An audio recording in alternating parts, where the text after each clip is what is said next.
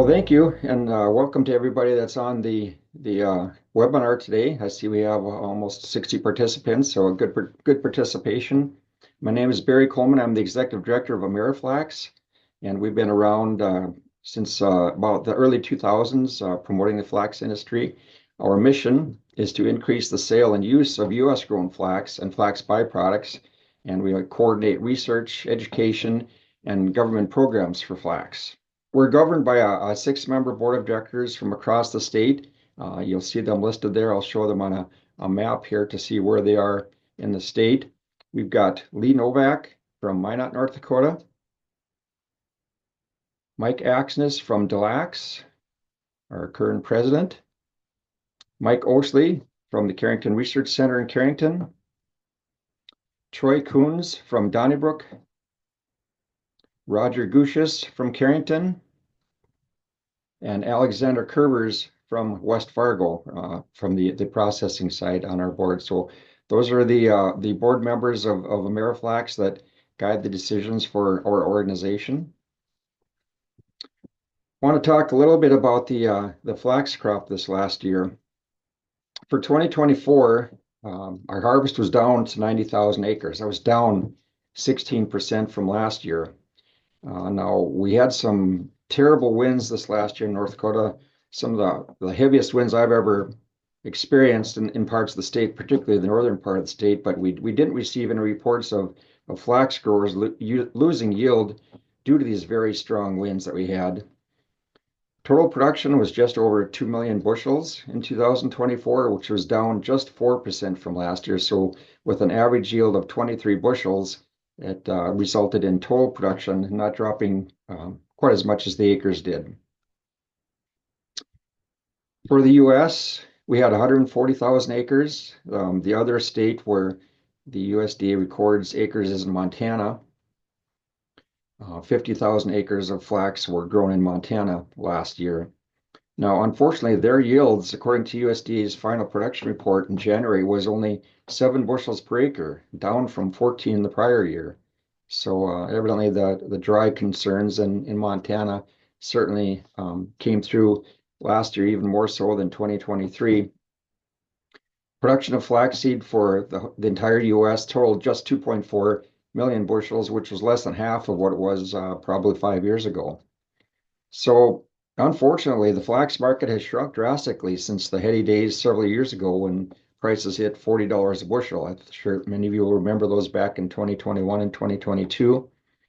We've heard that pet food manufacturers reviewed how much flax they actually have to use, and opportunity merchants jumped into the business, swearing to never touch flax again as the high prices kind of burned them. So it seems like the high prices seem to have hurt the long-term health of the flax crop more so than other crops. So on top of that, those high prices encouraged Russia and Kazakhstan to produce more flax, and they're said to have taken the European and Chinese business away from primarily Canada.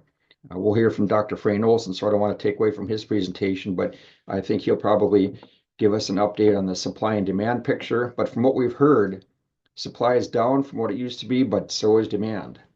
But the demand that remains is from the solid, reliable users of flax.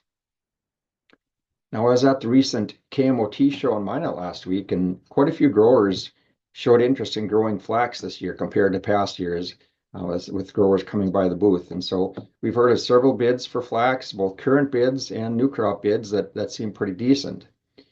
Now, as for what tariffs may mean for flax in North America, I'll defer to Frayne to discuss those ramifications. AmeriFlax has a website where we have resources for flax. Whether you're a producer, a consumer, a chef, or a baker, you'll find everything you want to know about this tiny omega-3 packed seed with versatility and nutritional benefits. This website makes it easy for consumers to get the flax facts they need on health, nutrition, recipes, and cooking tips. The site is also a great resource for the food industry. There are photographed sections that introduce bakers and chefs to new products and innovative ways to use flax in their baked goods or culinary creations. They'll also find a complete USDA nutritional analysis of flaxseed. Another highlight to the website includes information on the livestock feeding industry. Growers and livestock owners can find out why flax is a good fit for both beef and dairy rations. The site can also link to a library of independent university dairy research papers. And if it's the actual flaxseed you're looking for, it includes a complete listing of flaxseed handlers. We get a lot of inquiries throughout the year from all areas of the US, and we're always referring them to this list on our website. We also use it to display upcoming events and announcements. This shows some of the things that we tried to do, focusing on consumers for the flax industry. As I mentioned, we respond to many inquiries that come from all over the US. A lot of people certainly call in wanting to know about flax consumption and health, and they really, the majority of them really seem to like flax, and they want to know more information about flax. So we have a lot of brochures and things we've generated here at the office that we also mailed these consumers, but we also certainly refer them to the website. So we have health education mailings, we got a flax facts brochure and promotional items, the website, and then we also participate in NDSU's Eat Smart, Play Hard program. So we want to be a health resource for flax health questions, and the goal is to maintain the positive reputation of flax and flax oil and to influence the influencers who will take this health message to the consumers. Some of the nutritional considerations for flax. Again, the main thing with flax is it's an excellent source of omega-3. It's got more than 3 times as much omega-3 as walnuts. It's got great fiber. There's been increasing interest in using it as a whole grain, as a protein boost, glycemic control, reduces cholesterol, non-allergenic. So lots of very positive attributes of flax. This just shows one of the brochures that we had made in the office that talks about the attributes of flax being an excellent source of omega-3 fats, fiber, and protein. We created a comparison of dietary fats chart, which hasn't been made anywhere else, but you'll see down in the middle there where it shows the fat components of the different fats. And you'll see that flax, of all those fats listed there, flaxseed oil has the highest amount of omega-3. Second behind that would be canola oil, but you'll see the great profile of flaxseed oil. You compare it to something like coconut oil down at the bottom there. You'll see 91% sat fat, whereas flax oil has only 9% sat fat and a great amount of omega-3s. So looking at that chart there, you can certainly see the great benefits that flaxseed oil provides you. In recent surveys, it seems that about 20% of consumers have heard of the term ALA, which is prominent in flax, or the omega-3s, and only 15% know that ALA converts to EPA and DHA, the long-chain forms of omega-3s. So the majority seem to have no knowledge of either. So it seems like there's more consumer education needed to talk about omega-3s in flax. This shows the flax production guide that NDSU put out. We'll probably be updating that production guide here in the not too distant future, but it shows a good resource for flax producers. We've got a flax children's curriculum that we developed, that Flax for a Healthy Life with Fiona Flax. It's a 40-page curriculum designed for children and teens, grade K through 12. We're sending that out to schools on an annual basis, to schools that request it. It covers a variety of topics like the health and nutritional benefits of flax, planting, growing, harvesting, unconventional uses, and a learning guide by Fiona Flax. We also have a flax children's video, a 2-minute video that shows flax production from farm to the plate and all the benefits of flax to students. So it's a great educational video that's geared towards elementary students. For producer promotion, we got the expo in Minot that we attend every year. We've got this Getting It Right program that we sponsor, producer handler handout sheets, herbicide letters of support that I think Brian Jenks will probably talk about later in his presentation. We got an additional price election several years ago when flax was under the old type of crop insurance, where we were able to get the RMA to increase the price election for flax from the November timeframe when it was initially announced until February of that year. We got them to raise the price because the prices were really moving at that time, and the RMA's procedures at the time did not allow for that. But we've got a new type of insurance for flax that I'm going to talk about here in a minute. Some other producer issues that we've seen over the years, the number one thing seems to be straw management. You know, we talk to some growers who say they have no issues with dealing with the straw at all. And then we talk to other growers who say the straw management is the number one problem for them. They have a lot of issues with dealing with it when having to burn it, or just they would like to have some solutions as to what to do with the straw. We certainly have been looking for end uses for straw. Over the years, we've got companies come and go that say they're going to use flax straw for this, flax straw for that. They've got big plans to grow the industry, and then it never happens. So we have had renewed interest the last few years from several different companies that want to do various things with the straw. So we're certainly hopeful that something will come about there that will help out the industry. For weed control, Brian Jenks has been really staying on top of the weed control issues in flax, and he'll be talking about those in his presentation. For yields, we've got Dr. Rahman, who's got the breeding program at NDSU, so we'll hear about the advancements he's making in flax breeding, and hopefully having some new varieties coming out. And crop insurance is the one I'll talk on next.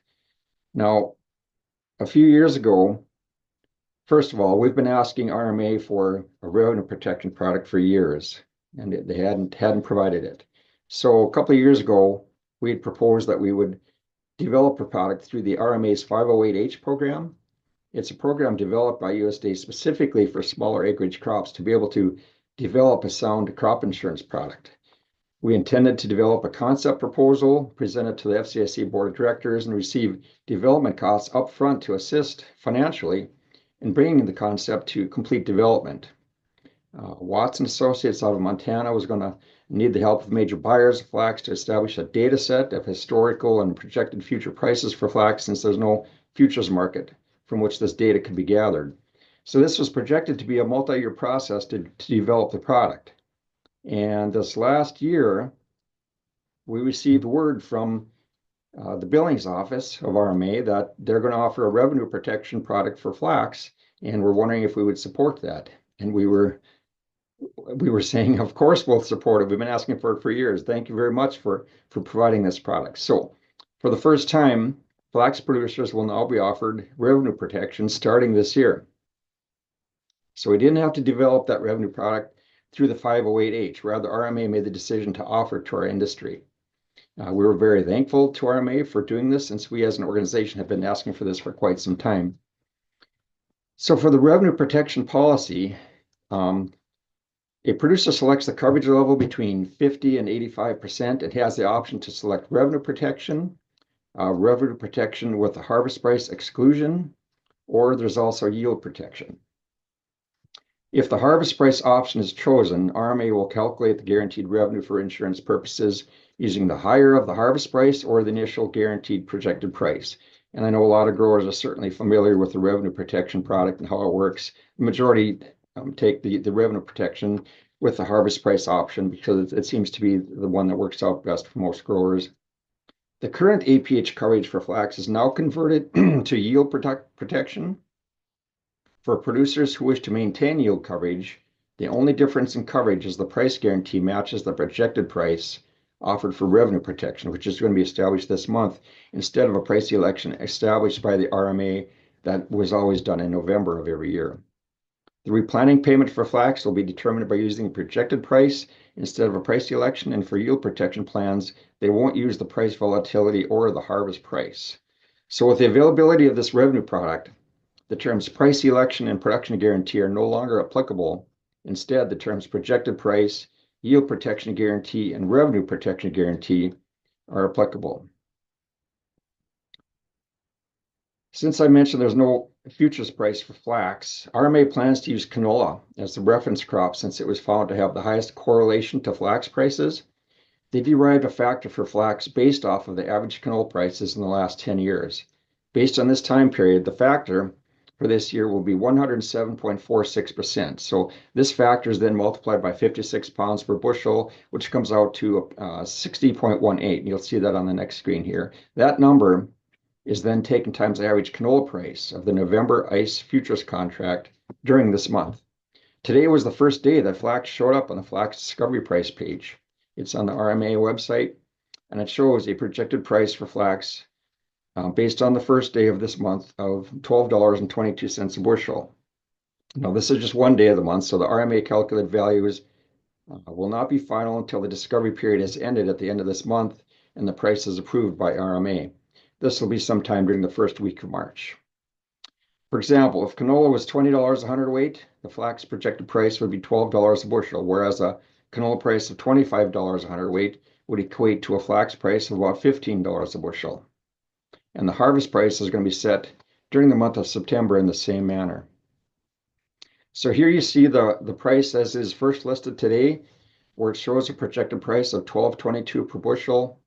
The first day of the price discovery shows canola at 20.3 cents. So you have the commodity and the type listed on top there. You'll see the base contract listed as being the ICE November canola 2025. So don't let that confuse you. That's just saying that's what they're basing the price off of. And you'll see the factor listed here as 60.18. So while the 12.22 doesn't really look all that attractive at this point, the good thing is that with this new revenue product, as everyone's familiar with them, is if canola runs between now and September, there's an opportunity to get increased protection.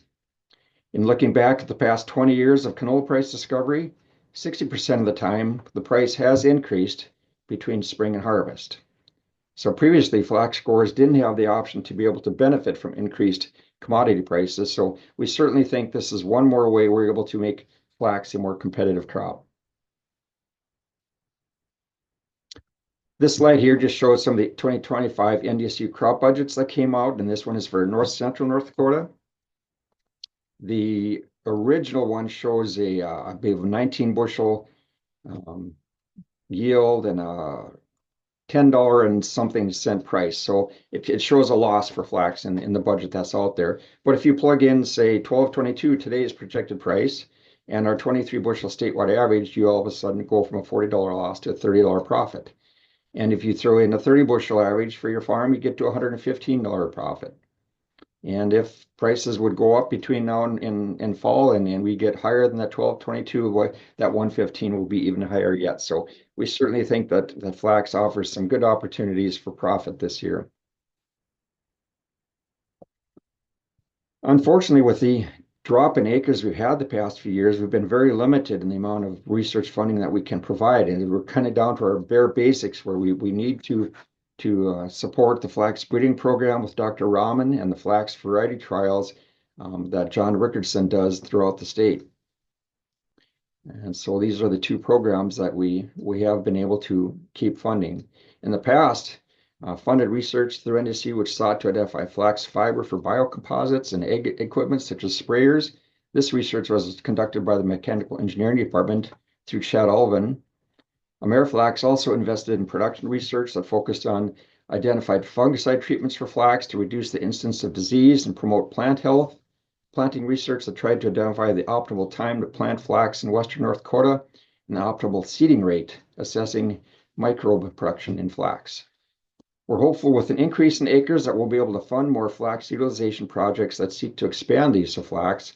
In the past, we've been able to fund date planting research and flax herbicide tolerance studies that you'll hear more about today with Brian Jenks.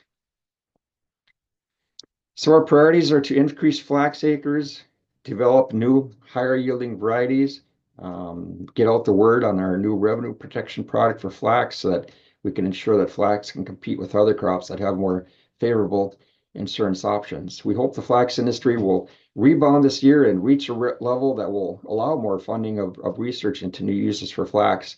We need to have the acres to make that happen. So with that, I will end my presentation and answer any questions. Thank you.